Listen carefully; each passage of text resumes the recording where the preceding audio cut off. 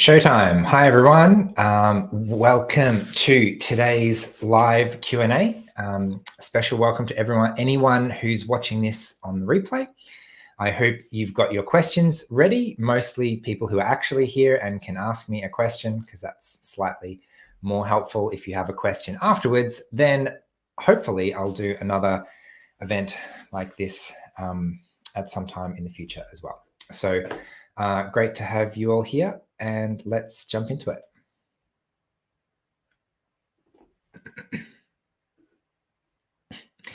Animations are cool. So I'm not sure where to start. Where I usually start is just giving you a brain dump of where my headspace is at the moment, because I happen to find that a little bit centering. Firstly, I've got a tiny cough today, which is a little bit annoying. Hopefully it's less annoying for you than it is for me. The question in my head constantly with this type of thing is to prepare or not to prepare. And some of you may be accustomed to preparing a lot before events, social things in general. I know that has been my strategy for a lot of my life. I like to feel prepared and think about everything that could possibly happen in advance and have a sense of how things are going to play out so that I'm sure that I've got everything that I need. And I am attempting to not do that as much in my life. So what that looks like is leaning into the possibility that I don't know what questions are going to be asked today. I have no plan for the next little bit other than I'm here, you're here, and it's going to be fine. So that is a big change in mentality that I'm attempting to cultivate in myself at the moment, which is kind of exciting and a little bit terrifying at the same time. So I'm glad to see people here already today. So yeah, hi Emerald Queen, hi Heather, hi whose other name can I easily pronounce, because sometimes screen names are not easily pronounceable. Teresa, that sounds like a name I can pronounce. So if you have a question that you'd like to drop in the chat, I'd love to hear it. I'll start with a question from Raj from India, who says it's 3 a.m. in his time, so I don't think Raj is here probably. But the question is, can you become a doctor? If you're autistic, can you become a doctor, even a psychiatrist? So the answer is yes. Next question. No, let's spend a tiny little bit more time on that one. So the general answer is being autistic doesn't necessarily stop you from doing anything specific in life, because it really depends on your own personality. I mean, if I went into the middle of the city and picked a person at random and said, can you be a psychiatrist? Probably the answer is no. So not all of us are called to something as specific as medicine, let alone psychiatry. However, the fact that you're autistic doesn't necessarily prevent any of those possibilities. I'm trying to think if I personally know an autistic psychiatrist. That's a bit specific. I'm not sure. I definitely know quite a lot of autistic psychologists and other and doctors and other medical professionals. I'm trying to think if I know a psychiatrist, and none is immediately jumping to mind, but that's fine.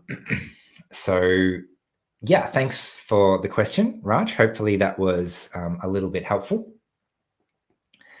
So let's see if, we also have super chats available today. So if there's something that you definitely want me to see in the chat, I don't necessarily see every comment, then you can use the super chat so I can see that. So let's take a look at the chat at the moment and see if I can find any questions to start us off. So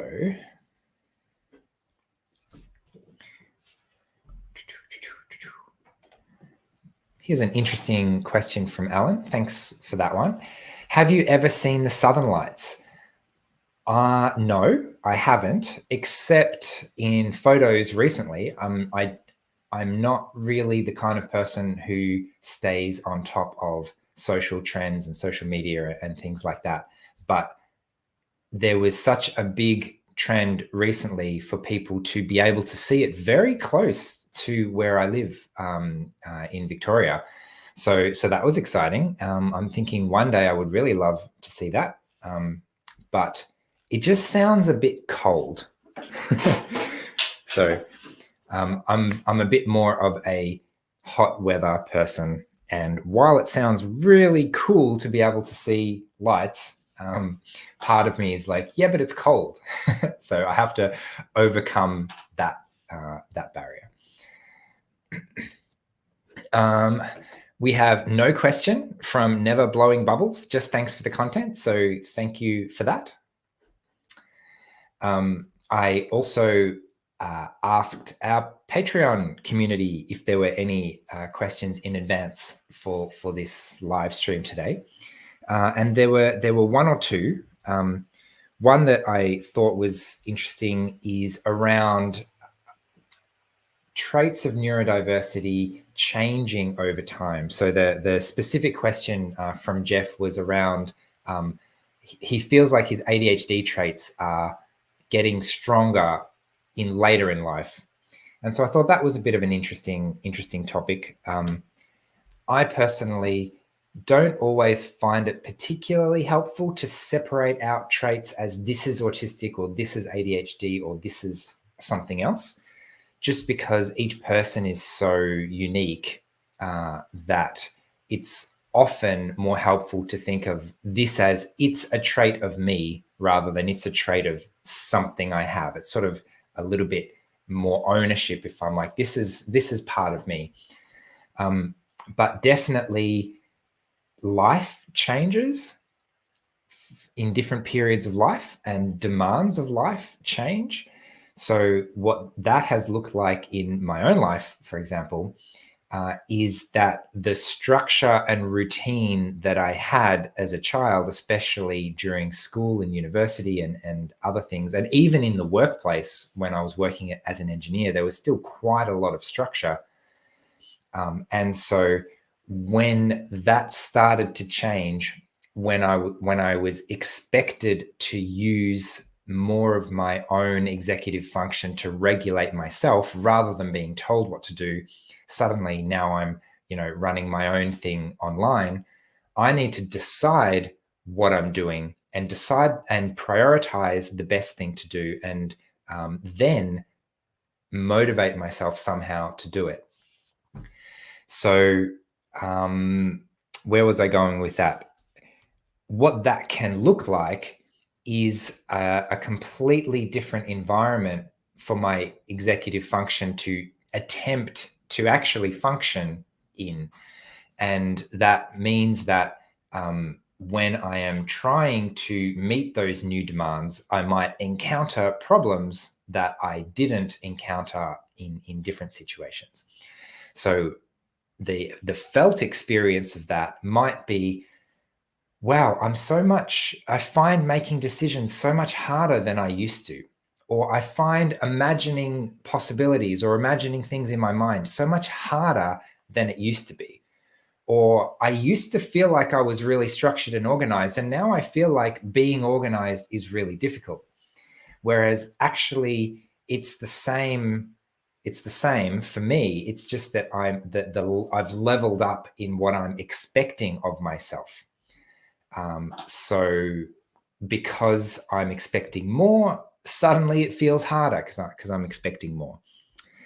An analogy that came to mind is of modern society, actually, is of like using a tugboat to pull a cruise ship across the Atlantic.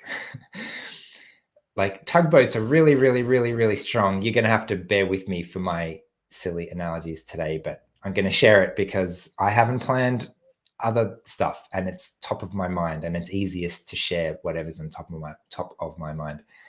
So, like in a port, in a harbor, a tugboat is really powerful and pushes around huge ships, and when it's great, but they're really not designed to go long distances. And I feel like there's so much today where we are required to use these very, very limited executive function resources to keep track of a huge amount of information, whether it's in the news or global news or social media, or even just managing 5 different platforms where I'm communicating with people on chat over here and email over here and messenger over here, and trying to integrate all of those things. Like it all takes energy. So no wonder I'm tired. If I put it in context like that, no wonder I'm tired. In fact, probably the bigger question is, how are the neurotypical population not tired?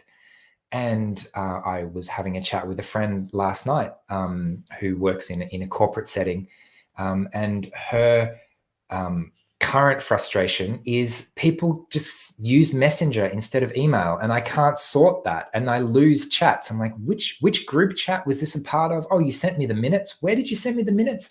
There's just so much to keep track of. And so my theory is that the neurotypical population are not necessarily doing particularly well at this either. It's just that we are the ones that keel over and die first. That probably sounds extreme, but I'm using that language because I'm thinking of like a canary in a coal mine kind of analogy of, if you're a little bit more sensitive than the people around you, then when the environment is not particularly conducive to productive work or mental health or or a nice sensory environment or anything like that, then you're likely to be the one who suffers the most first and ends up saying, hey, this is not okay. Can we do something about it? Whereas everyone else is still suffering, still suboptimal solution. Anyway, that's just a theory. I know that it's definitely a relatively popular theory in education, in schools and things like that, where when you cater to neurodiversity in general, it definitely helps the rest of the class. So that might look like giving people a little bit more processing time, or it might look like multimodal delivery of information, where I don't just tell you, I also show you a picture, and I also get you to act it out, and I also do other things. So yeah. Just quickly before I move on, I just want to acknowledge Eleanor DeHowler Werewolf Queen's comment / come on words, comment / what's the word I'm looking for? Thank? What's the word when you thank someone, when you're like, anyway, message. How about I just say message? So thanks for the suggestion in last month's live stream, roughly last month. And for those of you who haven't seen, I made a video on the double-edged empathy. So that is also another cool thing about not planning, is something that I didn't imagine would happen can come up, and that's a new topic and a new interest that can spontaneously get created into existence. My words are struggling a bit today, but hopefully that's okay.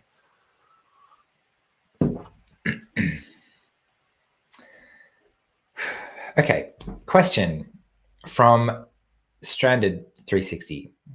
Do you tell people you're autistic when dating? I don't tell people I work for. It feels almost like this, almost like dating.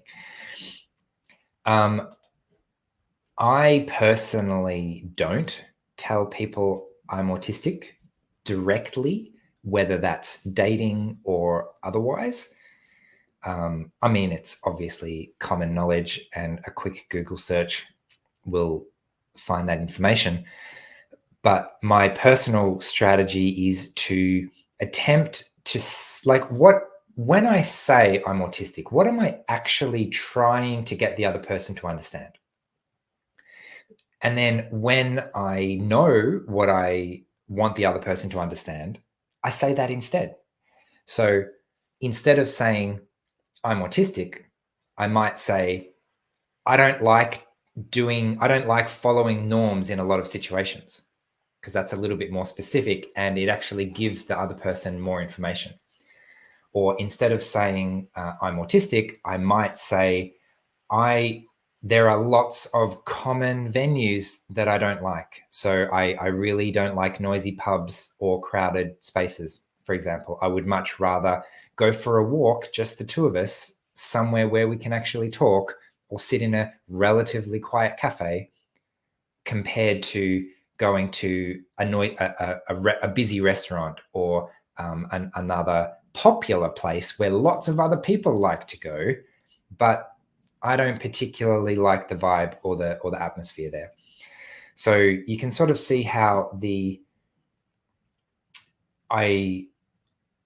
sometimes the word autistic is helpful, but very often the word autistic doesn't necessarily give any useful information.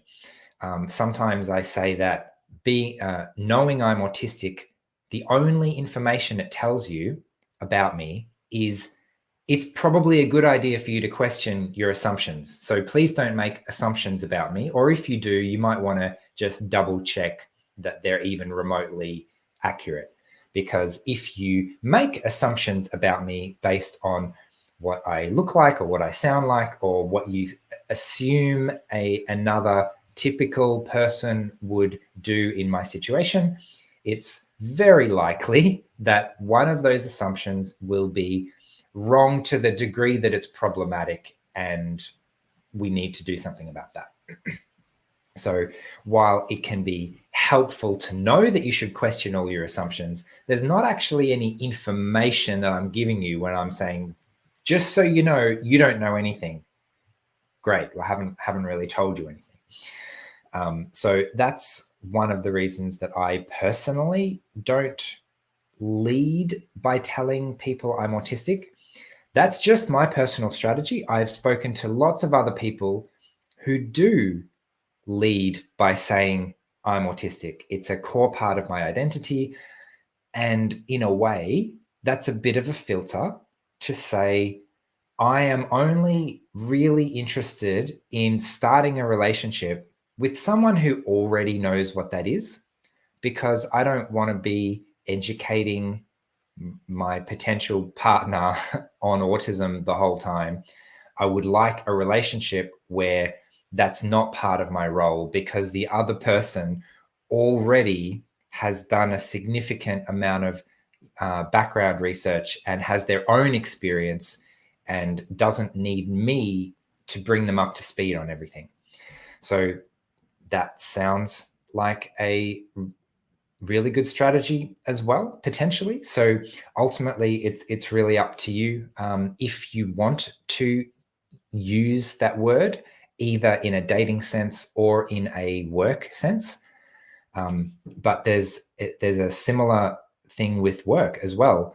If I disclose before a job interview and I still get the job interview and I still get the job, then that's a really good sign that my employer is actually interested in having me, and they're not going to see the autistic traits that I will definitely bring to the office as something that is annoying, because they knew that it was there already. And so they're clearly, hopefully, at least in theory, going to be trying to,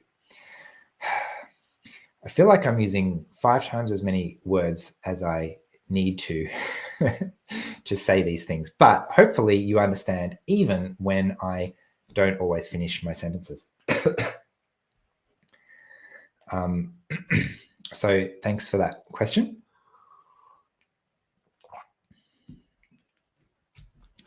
Also in our Patreon group, Sally, I don't know if you're here, you asked a question about managing other people's anxiety at work, which I didn't quite understand. And then there was a slightly more easy for me to understand question, which was how to manage your manager's expectations. How do I manage my boss's expectations of me at work? And that could be an entire series. So I will just mention a couple of things that come to mind briefly. As many of you know, my special interest is around emotional intelligence. And so, as usual, the first thing that comes to mind is self-awareness. How do I manage my boss's expectations if I do not have the ability to accurately predict my own needs and my own behavior? So an example of self-awareness is I know that if I am in a meeting, I am not going to want to sit down for an hour. I'm going to want to stand up and walk around. And if I have to sit down, then that's going to be really challenging. So because I know that about myself, I then have the ability to say, how do I communicate that to the people around me so that when I do that in the future, it's not going to be a surprise to them? Essentially, how do I manage their expectations? So what I often do is I tell people a story, and I like the word story. It's not like a novel. It's information that's linked in a way that people can understand why it's important and what the message is and what's the moral of the story. So a story that I might say is, I sit down a lot. I like to get up and stretch, and when I'm moving around, it helps me to listen and pay attention to what's going on. Right. So that is an example of a tiny little story that I can tell to people around me so that they can understand this particular little thing of why I don't sit down in meetings, why I'm always pacing around. So that's one thing. A slightly more advanced emotional intelligence skill is recognizing the effect that your behavior has on the people around you. So if me walking up and down the back of the meeting room is bothering other people or distracting other people, then I need to make sure that downside is mitigated well enough so that I'm still allowed to do it, right? Because it's not, I can't just say, well, that's your problem and it's not my problem. It's our problem. And just like me sitting down and not paying attention is not just my problem, it's everyone's problem. We're kind of working things out together. So in a perfect world, I'd be in a team and I'd have a boss who has a level of understanding that it's not just my problem, it's all of our problems, and we're working together to come up with a good way of working with each other. And that means that, again, ideally, a good manager would be saying things like, what do you need? What do you need from me to set you up for success? What kind of environment do you need to be productive? Because I want you to be productive. You want to be productive. I want this team to work together.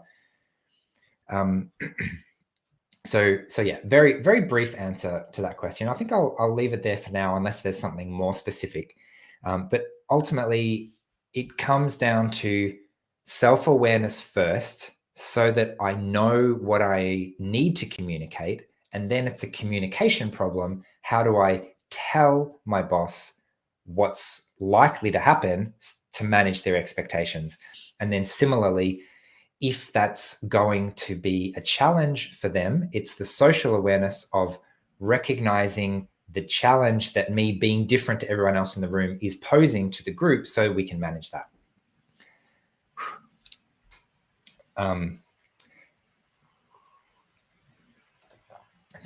This is a fun comment.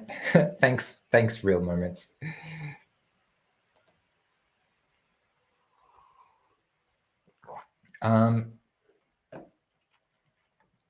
Do you have any, come on, words. Do you ever have violent meltdowns? Depends what you call violent. I'm assuming this is a personal question to me.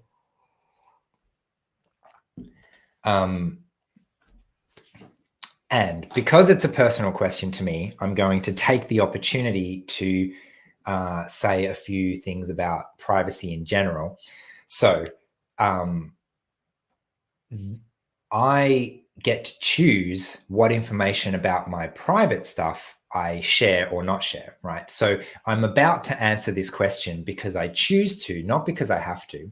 And I'm going to give you some information that I'm comfortable being public on the internet, right? So hypothetically, if there was some information or some examples and I wasn't comfortable sharing them, I could just, I could either be really upfront about it and say, look, I'm not comfortable answering that question, or I could potentially just answer the question in a really light, shallow way that sort of gives you some information, but kind of ignores the main part of that question. So I always think that's interesting because it took me a while to realize my options when someone asks me a question. Previously, I thought my options were give the whole truth, and nothing but the truth, or lie. Felt like my two options. Whereas actually, in most real life situations, you are under no obligation to give the whole unabridged truth. In fact, most of the time, people don't even want that. So do I personally ever have violent meltdowns? I guess it depends what you consider violent. I am the kind of person who is in control most of the time.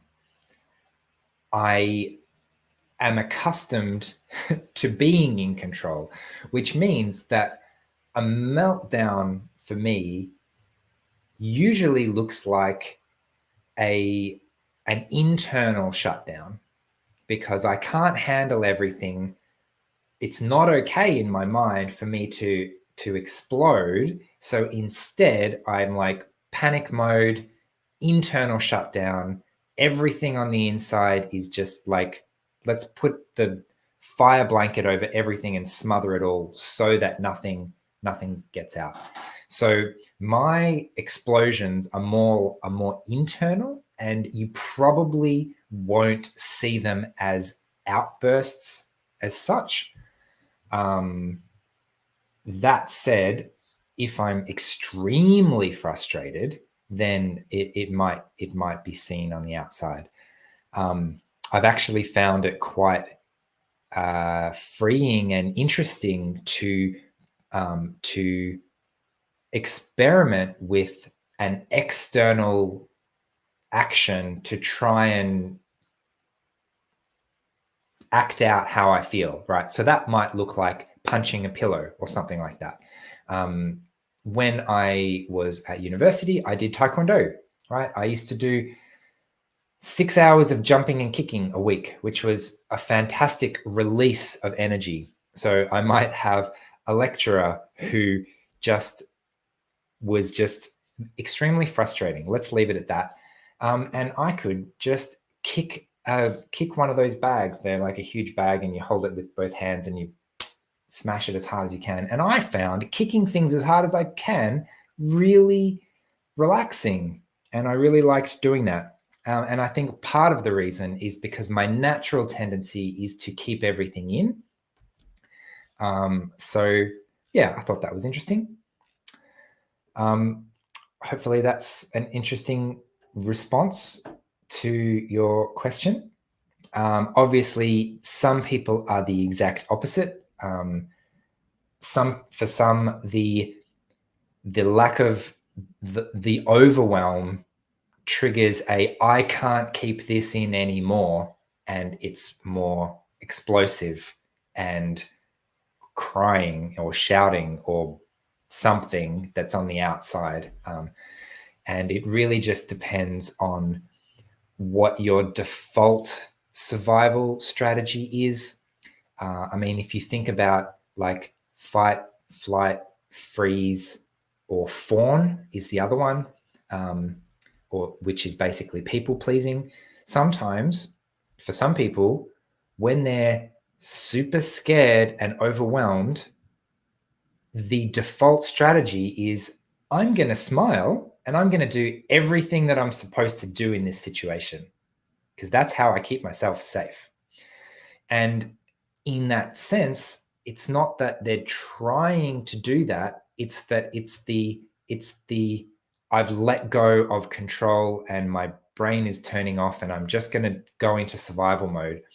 And so whether that's people pleasing or fighting and resisting and yelling and screaming, or whether that's running away or whether that's shutting down, they're all similar in terms of the fact that it's when I have no more energy to make an intelligent decision, what does my body do? So anyway, that's it. My coffee is doing reasonably well so far. Also, I usually have to put comments on the screen to read it, otherwise it keeps moving. Do you have sensory issues with your beard? I wanted to try letting mine grow, but I don't like how prickly it gets. Yes and yes. Short answer, yes. I like to keep it pretty short because if it gets longer, then it gets tangled in itself. And tangled is an exaggeration, to put it bluntly. It's more that they touch. It's like constant pressure in different ways, and I don't really like that. It's not particularly comfortable. That said, the other thing that wasn't particularly comfortable is spending 15 minutes shaving every morning. So I used to shave here and just have the goatee for a long time. And then one day I just gave up on this part, and fortunately for me, that started becoming trendy and I didn't have to explain myself too much. Sometimes, depending on your culture and sensory and things like that, what you might have to do for sensory things is less culturally normative. So I, have a friend who basically has a shaved head, which in my culture is not particularly common for a woman. I found it interesting when I visited Kenya that having a shaved head for a woman was really common. I'm like, oh, okay, cool, that's interesting. So it really depends on culture. I'm sure that there are some cultures where me having a beard would be considered something. Like, I'm not trying to get you to think of something. It's not a communication. It's just this is a solution that works for me because I need it to not be too long, so it's not too itchy and touching each other.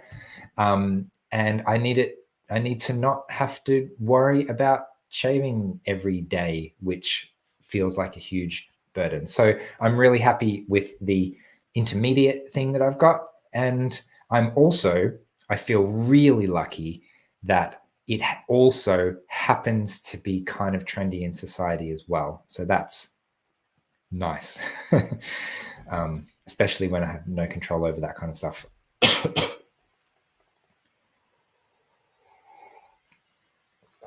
Okay.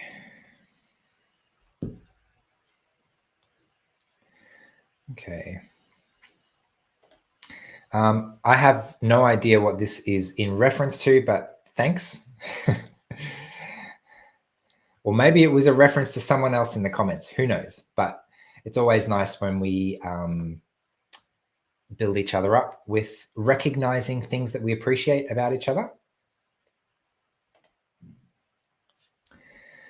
In what ways will your book be different from your course?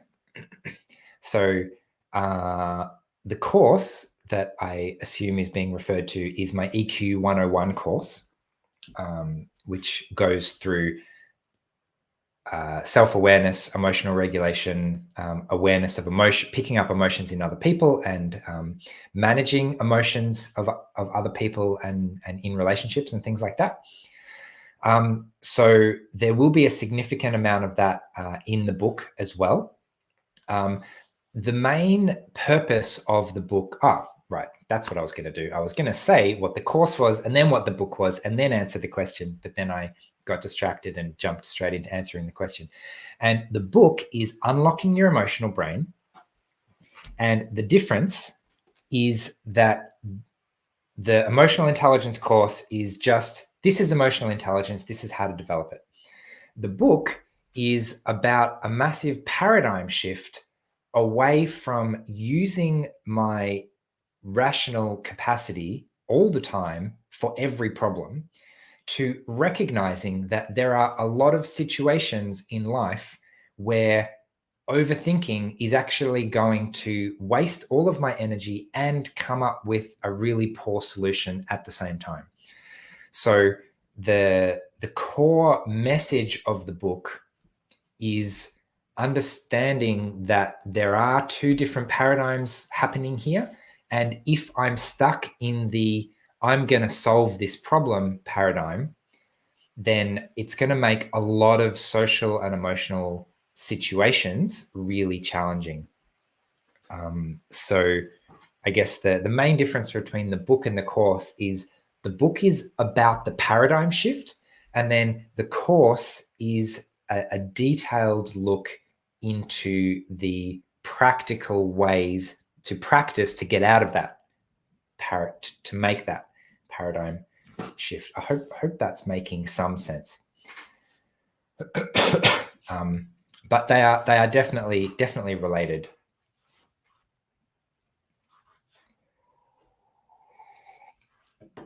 Just scanning through the comments, which is not one of my strengths. I tend to prefer to focus on one thing at a time. So looking at half a dozen small things is a bit of a challenge.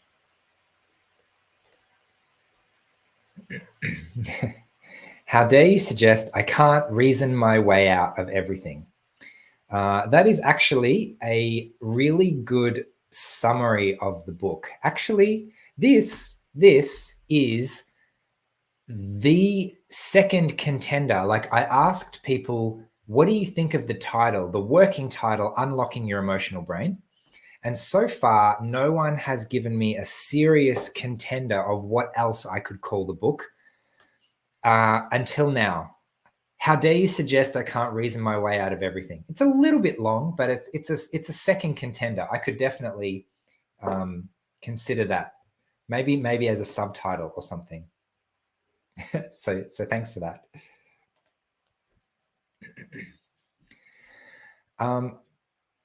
Thanks for the super chat.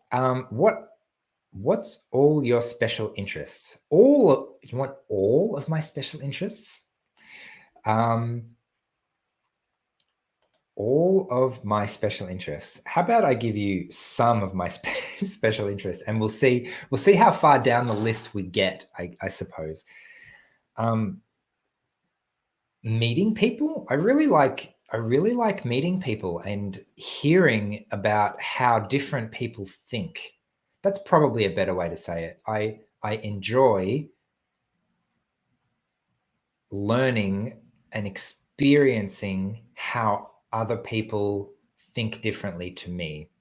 And that's always been a special interest. And I guess it's kind of linked to the emotional intelligence interest a little bit.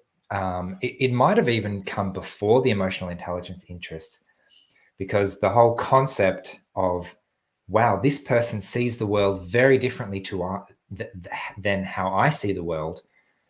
I've just always found that extremely fascinating. So what that looks like It looks like an interest in different cultures. It looks like an interest in neurodiversity. Surprise, surprise. It looks like an interest in different paradigms of how to see the world, which is partly how I ended up writing this book, because I recognized that my way of rationally tackling every problem as if it were an engineering problem, that's not how other people do it. And so by listening to how other people approach similar situations, and I just really love that aspect of it. So I'm also really into rock climbing at the moment. I found it's a really good mix of interesting and challenging and technical and social and all of those things in a really nice balance.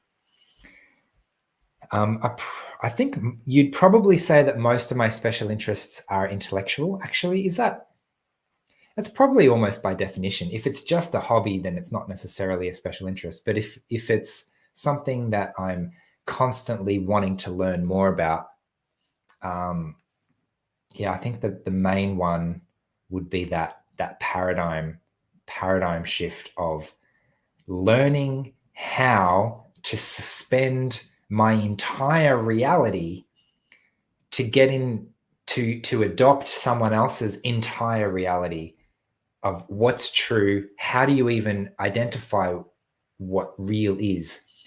And that we're getting very philosophical at the moment, but different people have different definitions of what real is. And I find that extremely fascinating. So a really simple example is that some people might say, if you can feel it and touch it, then it's real. Okay, fair enough. Some people might say, yeah, but that's only a shadow of what's really real. Like what's really, really real are concepts and unchangeable things. Anyway, so there's a little bit of philosophy in that, but there's also a lot of really practical implications of that, because if you believe that what's real is what you can see and touch, and someone else believes that what's real is what you can feel, and someone else believes that what's real is the expanding consciousness of the universe, you're going to see and act very differently in life. And trying to get, back to the initial question of special interests. Some of you may have recognized some of the philosophy references before. So that's nice to see. So if I can find this, where does this question go? Here we go. Do you think you'd do well on a quiz show? I have a very confident answer to that question. No, not at all. I do not do well at trivia. By definition, trivia is memorizing trivial, unimportant bits of information. I don't do memorizing lots of information. This is why I studied physics instead of biology. Like, do you want to be a doctor? No, I don't want to be a doctor. You know the amount of stuff you need to memorize? That is, so that's not how my brain works. I do not remember things in isolation. My brain recognizes entire patterns of things, and I can see how an entire culture might think. But that's not any specific thing, and that's not ever going to be a question on a quiz show. So short answer, no, I do not do well at all in quiz shows. You probably don't want me on your team at a trivia night unless it happens to be a topic which I know a lot about. And even then, I probably don't know what the questions the questions will probably not be aligned with what I know about, because I'm even in my engineering subjects, I couldn't remember the formulas that we were supposed to use. So instead, I would learn how to derive the formulas, which is fantastic. I love the fact that you can just do that. And then if I'm in an exam and I need a formula, I'll just derive it. Easy. So that is not how most people work, but it sort of works for me.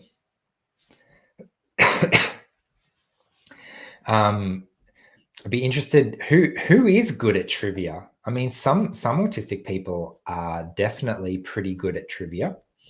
I'll be interested to hear in the comments if you feel like you would smash a quiz show.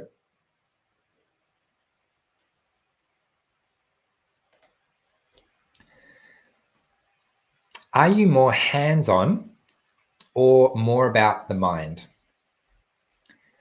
Good question.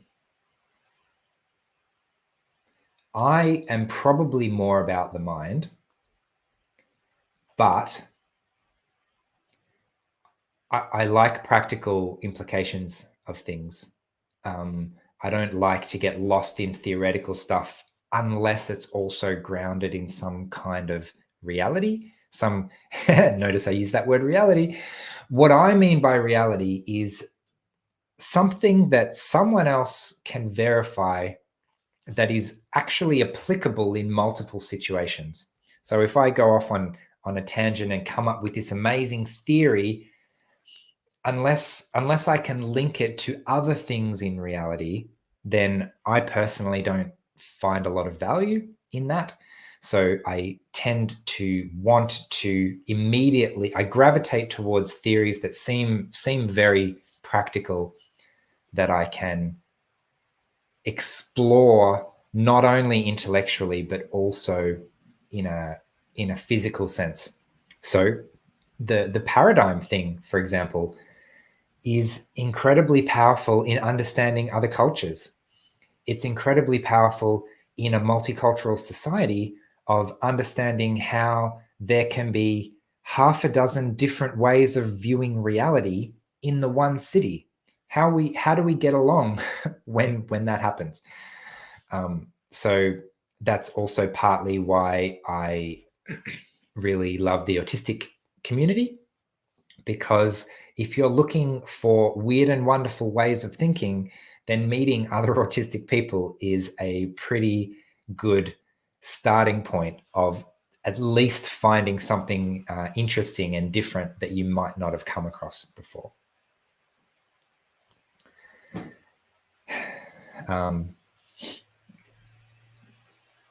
So it sounds like a few people are good at quiz shows in the chat. Are you more of an audio or visual learner? Me personally, definitely audio. I'm gonna rephrase this question to give you more information. My auditory memory is much better than my visual memory. So that kind of explains why I'm a much more auditory learner than a visual learner.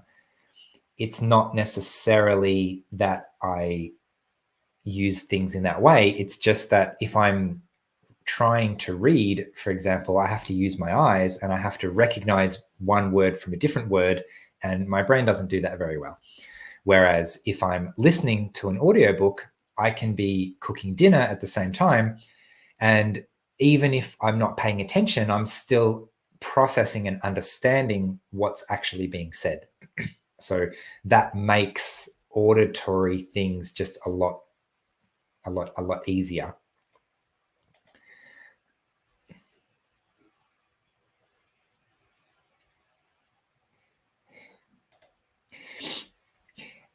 Fun fact, actual physics are not that useful.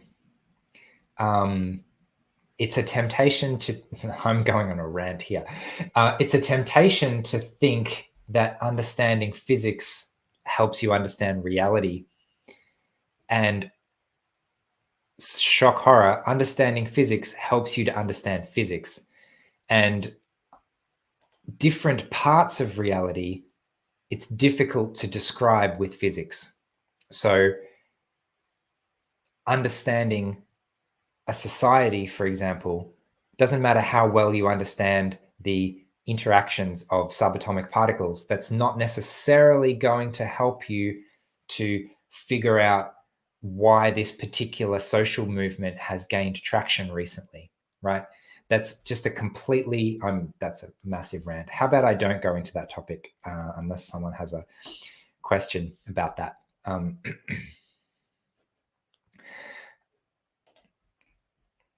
Do you like science fiction, like Star Trek or Doctor Who?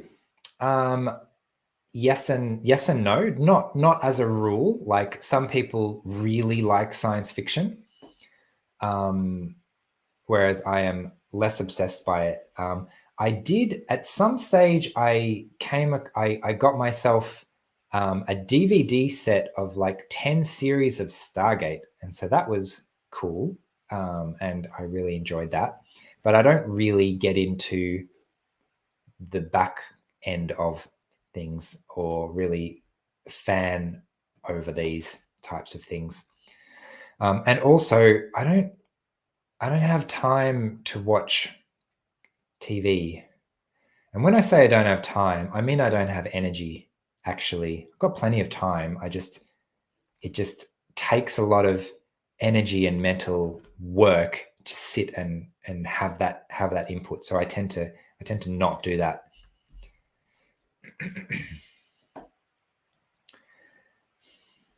And the same thing with video games. I used to play PC. I used to be a PC gamer when I was younger. Think like Age of Empires era, but just don't have time for that these days. I kind of like to, but I guess my priorities around what is the most rejuvenating for me have changed significantly. So I've recognized that doing something, so that's partly why I like rock climbing so much, because it's a little bit physical. It's a little bit relaxing because you don't like, you might be climbing for a little bit, but you're also just sitting around quite a bit. It's a little bit social. It's also out of the house. And it's almost like I'm trying to gamify what's the best hobby that I can find that is interesting and relaxing and stimulating and social and all these other things.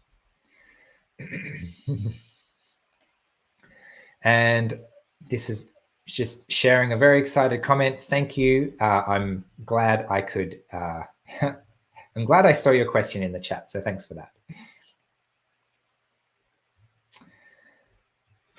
Okay, how are we going? We are approaching an hour. I also really like hiking. Hiking is great. Walking is great. Walking suits me personally just because of my body type.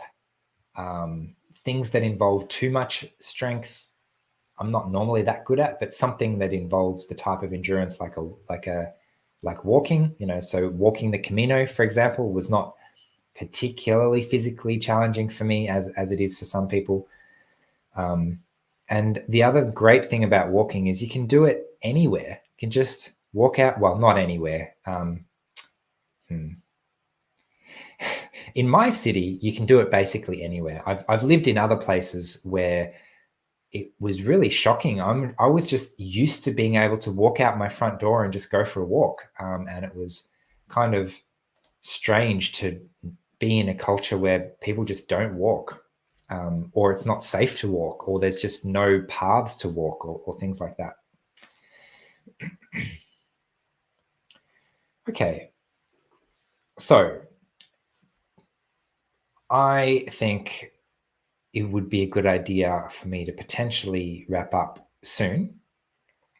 So if there is, I'm curious to hear if you like this kind of format. Is it worth me leaning into not planning anything every once in a while and just trusting that it's worth doing and that a handful of people will find it entertaining and or valuable? I shouldn't say entertaining or valuable. Something can be valuable if it's entertaining. Anyway, that's different thought. So it does, I do feel like I have probably skewed my poll a little bit by asking the current people on this call if you like the live stream. But that's okay. You're the only people here that I'm talking to at the moment. So if you like it, then that's fantastic. Clearly, the highly selected crowd has spoken. And it also means that I can keep reminding myself and practicing the paradigm shift, linking it back to earlier. It's not just a theoretical paradigm shift that you don't have to plan everything. Actually, sometimes you can just turn up and trust that you've done enough pre-work that it's going to be okay. It's also what's the word? It's also the practice of putting it into practice and learning exactly how it works. So, okay. Would you consider doing archery? I have briefly tried archery before. I'm not really sure it would suit me that much. I would consider it. It hasn't, I mean, there's lots about it that's really cool, in theory at least. So yeah, but no, it's not something that I've pursued or that I'm currently thinking about. Okay. Would you consider co-hosting or mentoring menteeship opportunities? I'm not even 100% sure what that means. But it's definitely a really interesting question of how do we help people on their journey through life, specifically the neurodivergent journey through life, specifically individual challenges with that, because there are some challenges that I've had, and I looked around and couldn't find anyone else who'd had similar challenges. And socially, that's how we solve a lot of our problems. Oh, I'm having this problem. How have other people solved this problem? How do other people handle this? I'm going through a breakup. How do other people handle this? I'm dealing with grief. How do other people handle this? I need to get a job. How do other people do this? Whereas if your particular challenge is so niche or unique, could be 100% unique, and you're actually, sorry, I'm tut-tutting my brain for using unique incorrectly. That's okay. I'm going to say it again. It could be 100% unique and just have a chuckle at myself. And my situation or challenge actually has not been documented by anyone else. And so what I'm doing is trying to find anyone who's had even a remotely similar experience to get guidance so that I don't have to do it by myself. So the whole concept of mentorship is definitely really really interesting, because who better to help individuals in our community than the community itself, right? We need to be setting up systems so that we're capturing our knowledge and experience for not only for younger generations, but also for others in our community who are newly experiencing, and it might be a new phase of life, or it might be just a different situation.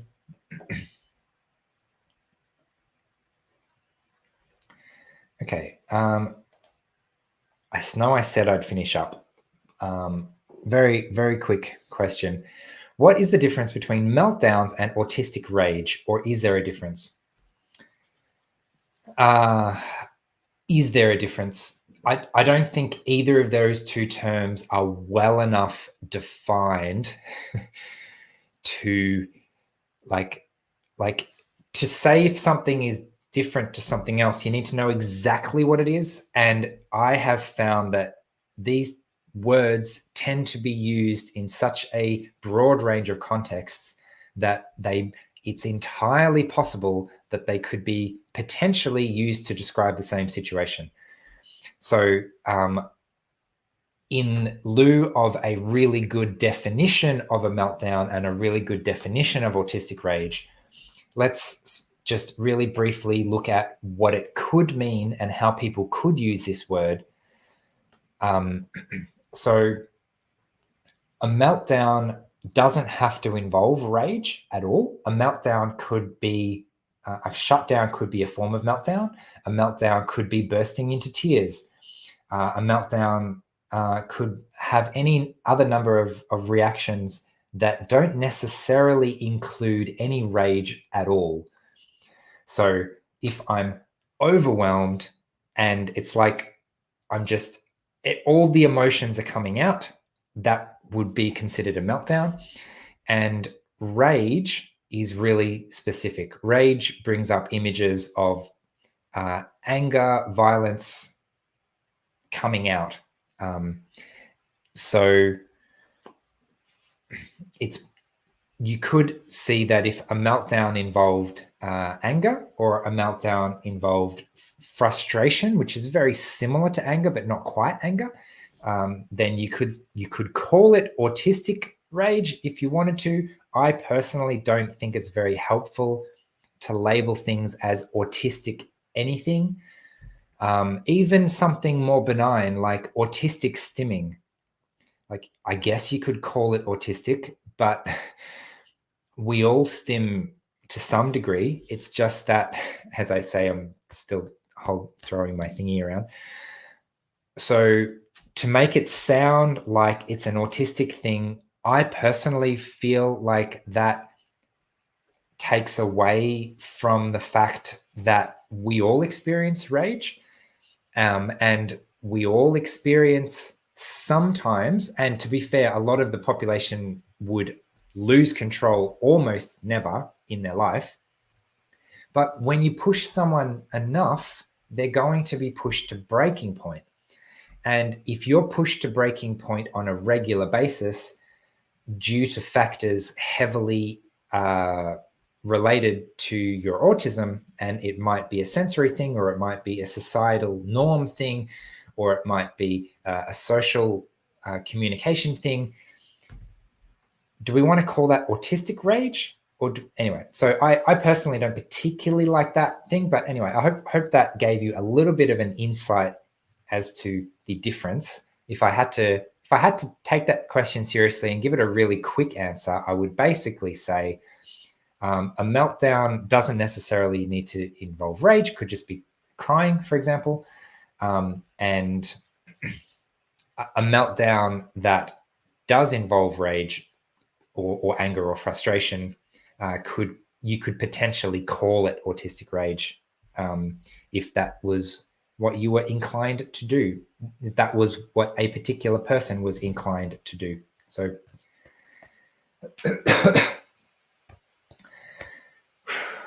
okay. I think I'm going to leave it there. I do notice a question in the chat on burnout, but that's a big question, and I have done some other videos on burnout. So without a more specific question, I think I'm going to leave it there. So let's actually leave it there. Instead of me talking about the theoretical idea of leaving it there, how about I actually make a decision to stop talking and say goodbye or thanks for whatever I'm planning on saying, and actually click the button that says end the live stream. So I'm going to do that. Thanks again for everyone who asked a question and participated in the comments and just joined us live, or watched it on the replay too, if you couldn't make it. Future live streams are very likely going to be at this time for a couple of reasons. Do I want to tell you the couple of reasons? Look, if you're still watching after an hour and 6 minutes, then maybe you're interested in the reasons that I chose this time. Number one reason, it's really convenient for me. I need it to be not on a weekend and also not in the middle of the week. So this is like the perfect time on a Friday morning for me, so that after this, I can sort of switch my brain off for the weekend. Secondly, the morning Australia time is a less terrible time for people in Europe and the US.